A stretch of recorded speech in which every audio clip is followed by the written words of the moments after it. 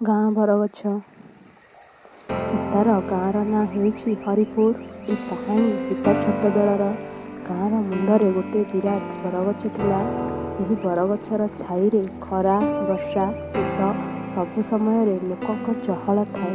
କେତେ ଯେ ବାଟୋଇ ସେହି ବରଗଛ ତଳେ ଆଶ୍ରୟ ନିଅନ୍ତି, ତାହାର କୌଣସି ହିସାବ ନାହିଁ।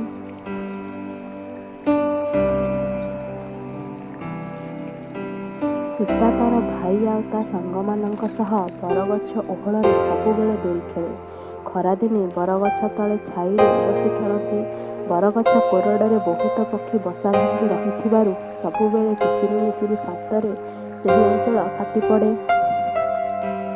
ସୀତା ଦଶମ ପଢ଼ି ସାରିବା ପରେ ସେ ସହରକୁ +2 ପଢ଼ିବା ପାଇଁ ପଳାଇଲା।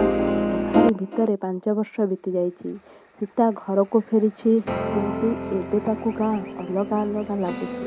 ସେ ପ୍ରଥମେ ଦୌଡ଼ି ଯାଇ ବରଗଛ ଆଡ଼କୁ ଗଲା, କିନ୍ତୁ ସେଠି ଆଉ ବରଗଛ ନଥିଲା। ଆଉ ପକ୍ଷୀମାନଙ୍କର କିଚିରି ମିଚିରି ରାବ ମଧ୍ୟ ଶୁଣାଯାଉନଥିଲା।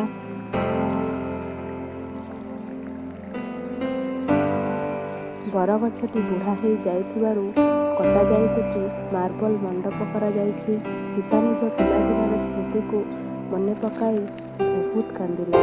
ନିଜ ଗାଁର ପୂର୍ବ ସ୍ମୃତିକୁ ସେ ବହୁତ ଖୋଜିଲା, କିନ୍ତୁ ପାଇଲା ନାହିଁ। ତାର ଗାଁ ଏବେ ତାକୁ ସହର ସହର ଲାଗୁଛି। ସତରେ ମଣିଷ ବହୁତ ସ୍ୱାର୍ଥପର।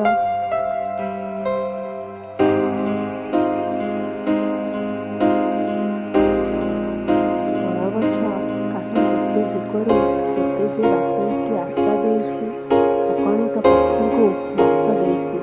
ଗାଁର ସବୁ ଲୋକ ଖରା ସମୟରେ ତାର ଛାଇରେ ବସି ଥକା ମେଣ୍ଟାନ୍ତି। ପିଲାମାନେ ତାହାରି ଓହଳରେ କେତେ ଯେ ଖେଳନ୍ତି, ଆଉ ଗାଁର ସଭା ବି ସେଠି ବସେ।